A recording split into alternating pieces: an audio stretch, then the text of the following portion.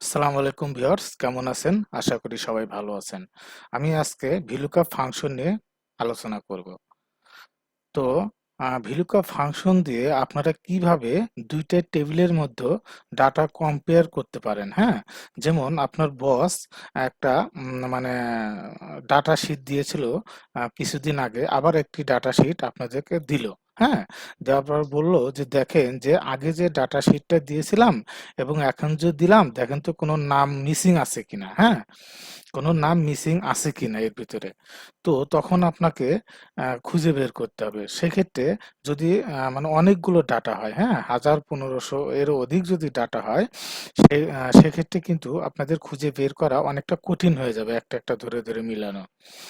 তাই আমরা আজকে VLOOKUP ফাংশনের মাধ্যমে দেখব কিভাবে সহজেই দুইটা টেবিলের ভিতরে কম্পেয়ার করে দেখব যে আসলে ডাটা মিসিং আছে কিনা বা ডুপ্লিকেট মানে ডাটা অ্যাভেলেবল অথবা নট অ্যাভেলেবল আছে কিনা। তো চলুন দেখা যাক, কাজটি শুরু করে দেই। তো আমরা এই জন্য VLOOKUP ফাংশন ব্যবহার করব। তো ধরেন এই একটা মানে টেবিল, হ্যাঁ, এই একটা টেবিল, এই একটা টেবিল। তো আমি এখানে চেক করব যে আমার ডাটাগুলো মিসিং আছে কি না। তো প্রথম আমি এর জন্য ইকুয়াল টু চিহ্ন দিয়ে দিব। হ্যাঁ, ইকুয়াল টু দেওয়ার পরে আমি এখানে টাইপ করব VLOOKUP, VLOOKUP, এটা টাইপ করলাম। করার পরে দেখতে পাচ্ছেন যে নিচে আপনার এরকম একটা মানে সিনট্যাক্স চলে আসবে। সিনট্যাক্স আপনারা অবশ্যই ফলো করবেন, তাহলে আপনাদেরকে ফাংশন লেখা সহজ হবে।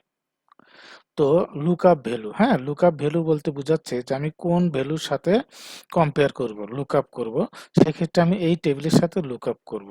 হ্যাঁ, সেক্ষেত্রে আমি এই নামের যে কলামটি আছে এখানে প্রথমে আমি ক্লিক করলাম, এটার থেকে আমি শুরু করব। হ্যাঁ, তারপরে কি আছে আমি একটা কমা দিয়ে দিলাম। তারপর কি যে টেবিল অ্যারে, অর্থাৎ কোন টেবিলের সাথে তুমি এটা লুকআপ করবা।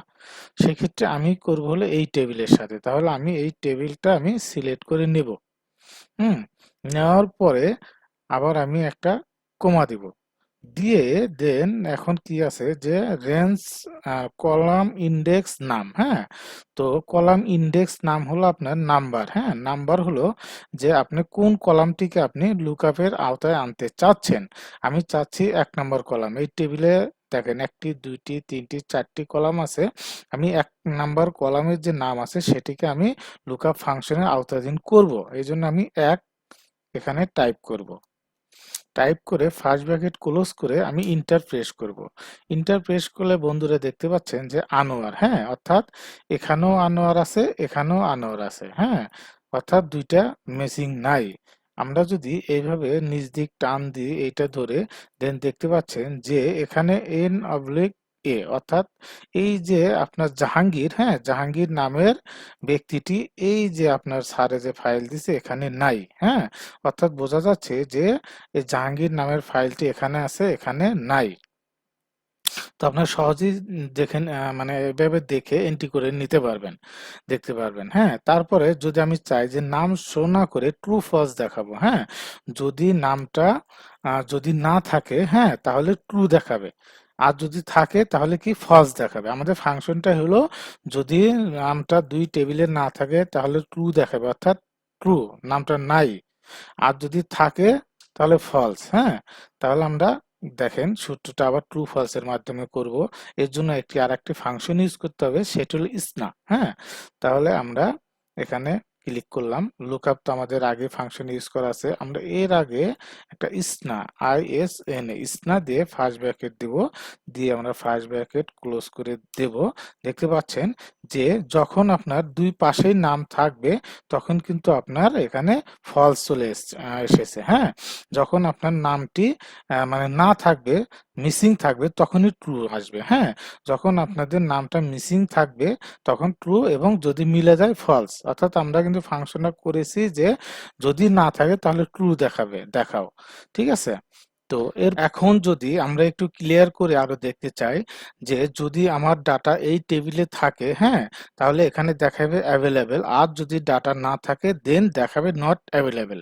সেটা করতে হলে আমাদের কি করতে হবে? সেটা করতে হলে আমাদেরকে একটি ইফ ফাংশন এখানে অ্যাড করতে হবে। হ্যাঁ, ইফ ফাংশন ব্যবহার করতে হবে। সেক্ষেত্রে আমরা একটি এখানে ইফ ফাংশন দিয়ে দিলাম। হ্যাঁ, দেওয়ার পরে আমরা এখানে কি করব,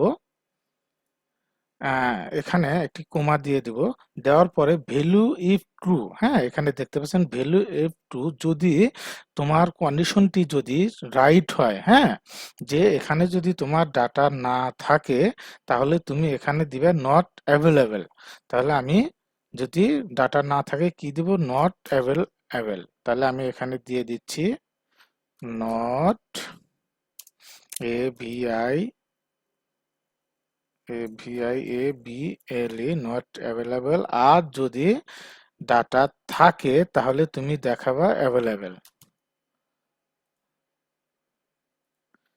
AVAIABLE, হ্যাঁ অ্যাভেলেবেল। দেন আমি এখানে ফার্স্ট ব্র্যাকেট ক্লোজ করে দিব, হ্যাঁ দিয়ে ইন্টার প্রেস করলেই দেখতে পাচ্ছেন যে যখন আমার ডাটা মিলে যাবে তখন কিন্তু এখানে, এখন যদি আমি এভাবে টেনে নিচ দিক ছেড়ে দেই তাহলে দেখতে পাচ্ছেন বন্ধুরা যে যখন ডাটা আপনার এই পাশে দুই পাশেই থাকবে তখন কিন্তু অ্যাভেলেবেল থাকবে, আর যদি ডাটা না থাকে তাহলে কিন্তু নট অ্যাভেলেবেল দেখাবে, অর্থাৎ এই ডাটাটি এই টেবিলে আছে এবং আপনার এই টেবিলে নেই, হ্যাঁ।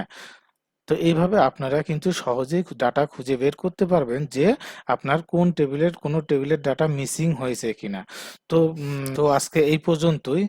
অবশ্যই আপনারা বুঝতে পেরেছেন যে VLOOKUP ফাংশন ব্যবহার করে কিভাবে ডাটা কম্পেয়ার করতে হয়। তো যদি ভিডিওটি ভালো লাগে, আপনাদের এই ভিডিওটি দেখে যদি বিন্দু মাত্র যদি উপকারে আসে তাহলে আমার এই ভিডিওটিতে একটি লাইক দিয়ে দিবেন এবং আমার ভিডিওটিতে পারলে একটি সাবস্ক্রাইব করবেন, কারণ আমি ইন ফিউচারে ডে বাই ডে আমি আরো অ্যাডভান্স ফাংশন নিয়ে ভিডিও আপনাদের সামনে উপস্থাপন করব। সবাইকে ধন্যবাদ। আল্লাহ হাফেজ।